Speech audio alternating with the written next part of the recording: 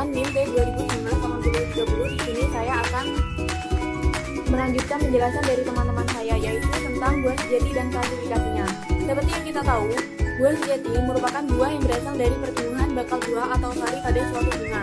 Dan apabila bagian dari bunga masih tertinggal dan ikut tumbuh bersama buah, maka bagian tersebut merupakan bagian pelengkap buah, bukan bagian pokok atau bagian penting dari buah.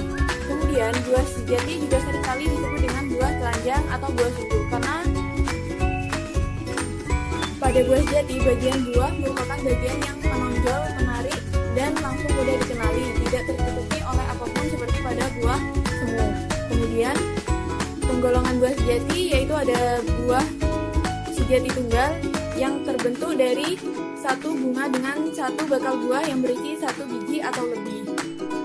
Kemudian buah ganda yaitu buah yang terbentuk dari satu bunga yang memiliki dua ovari atau lebih, yang nantinya masing-masing ovari ini akan tumbuh menjadi buah. Kemudian buah majemuk yaitu buah yang terbentuk dari bunga majemuk yang setiap bunganya mendukung satu ovari, dan ovari ini akan tumbuh masing-masing menjadi buah, namun berlekatan sehingga terlihat seperti satu buah. Buah tunggal digolongkan menjadi dua golongan, yaitu satu buah kering atau siklus, yaitu yang bagian luarnya keras berkayu seperti kulit kering. Digolongkan menjadi satu indehiscent atau buah kering sederhana yang pada umumnya berukuran kecil dan hanya terdapat satu biji, dan perikap pada buah ini tidak pecah saat buahnya matang. Kemudian yang kedua adalah dehiscent, yaitu buah kering yang memiliki satu biji atau lebih, yang nantinya perikapnya akan pecah ketika buah matang, sehingga biji akan tersebar keluar. Berikut adalah jenis-jenis dari buah kering indehiscent, yaitu yang pertama adalah buah nut. Pada buah nut memiliki ciri bijinya tunggal, perikapnya keras. Epikarp atau exokarp, mesokarp, dan endokarp bergabung menjadi satu, dan bagian endokarp seperti membran tipis. Contohnya adalah pada kacang tanah. Kemudian akene atau buah kurung yang memiliki ciri bijinya tunggal, perikapnya bebas dari kulit biji. Maksudnya adalah bagian perikapnya tidak menyatu dengan kulit biji. Yang ketiga adalah samara atau buah bersayap, yaitu memiliki ciri satu biji yang terbungkus perikap yang berbentuk seperti sayap. Contohnya adalah pada Heliopteria.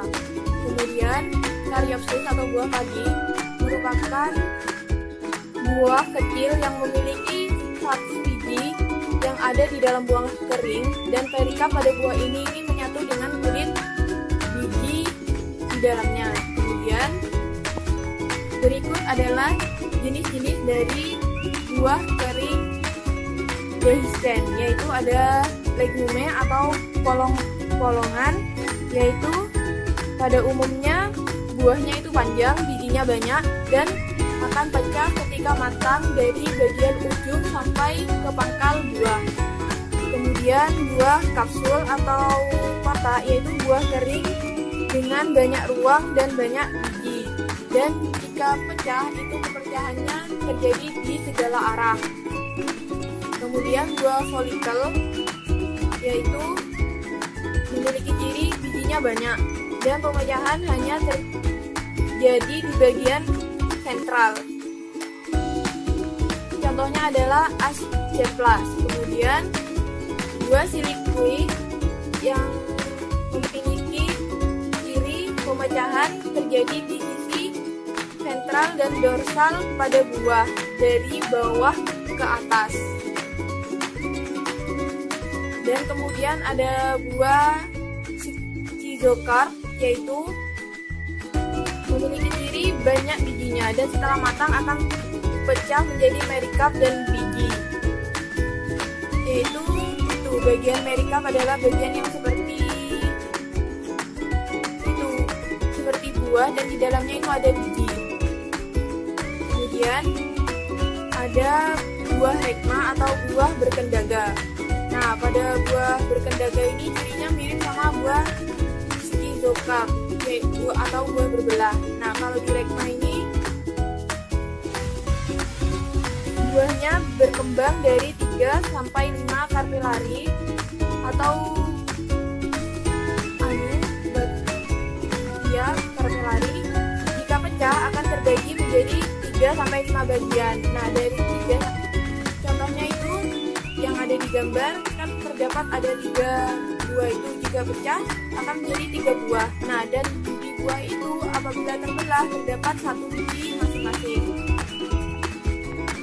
Dan rekma dibagi menjadi ada di kokos yaitu yang berisi 2, kemudian trikokos yaitu rekma dengan 3 buah, pentakokos yaitu rekma dengan 5 buah, dan polikokos itu buah berkendaga dengan banyak ruang. Kemudian yang kedua adalah buah sejati tunggal yang berdaging atau karnosus. Perikarpnya, dinding buahnya itu tebal berdaging dan dapat dibedakan menjadi 3 bagian, yaitu eksokarpium atau epikarpium, yaitu bagian kulit luar buah yang biasanya bersifat tipis, kaku seperti kulit dan licin permukaannya. Yang kedua itu adalah mesokarpium atau bagian kulit tengah buah. Biasanya bagian ini berdaging, tebal dan berserabut, dan jika bisa dimakan itu biasanya kita sebut dengan daging buah. Yang terakhir adalah endokarpium, yaitu bagian kulit dalam buah yang biasanya berbatasan langsung dengan biji. Buah sejati tunggal berdaging jenis-jenisnya adalah sebagai berikut, yaitu yang pertama hesperidium atau buah jeruk yang memiliki ciri epikarpnya terbuat dari kulit buah yang mengandung kelenjar minyak, yang kelenjar minyak ini akan mengeluarkan bau-bau khas dari jeruk.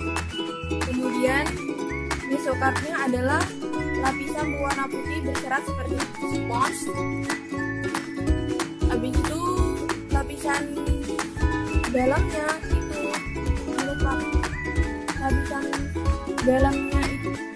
melipat ke dalam membentuk ruang biji, dan di dalam ruang biji itu terdapat bulir-bulir yang berisi air yang sering kita makan, yang kita sering sebut buah jeruknya itu, dan di dalam ruang itu terdapat biji. Kemudian buah drupa atau batu, yaitu buah dengan ciri endokarpnya itu mengeras dan membantu sehingga disebut buah batu.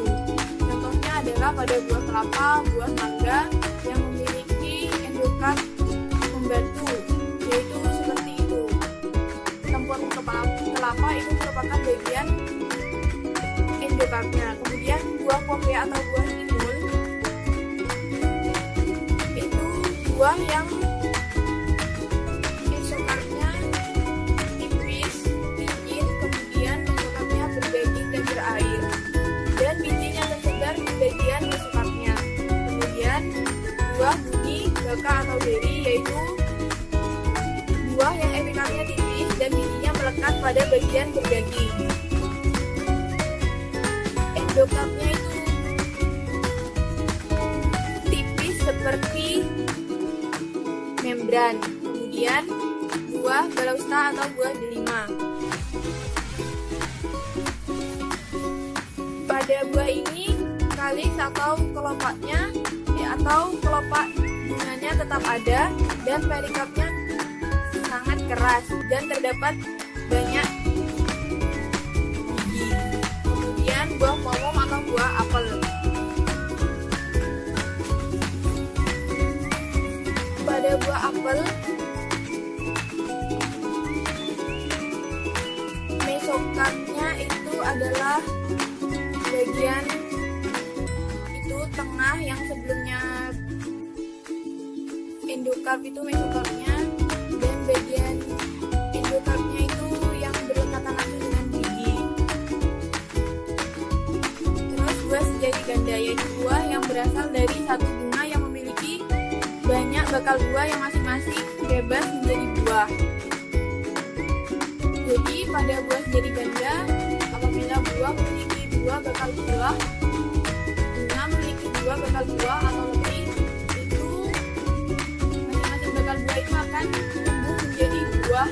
Jadi satu bunga bisa menghasilkan dua atau lebih buah. Contohnya adalah buah kurung ganda pada buah bunga mawar, yaitu kemudian buah batu ganda. Contohnya adalah pada jenis rubus-rubusan, dan buah bumbung ganda yang memiliki ciri banyak biji. Kemudian buah buni ganda adalah serikaya contohnya. Kemudian buah menjadi majemuk adalah buah yang berasal dari suatu bunga majemuk yang masing-masing bunganya mengandung bakal buah, tapi setelah menjadi buah tetap berkumpul sehingga seluruhnya tampak seperti satu buah saja. Sekian dari kelompok kami, kelompok 3. Mohon maaf apabila terjadi salah kata. Sekian dari kami. Wassalamualaikum.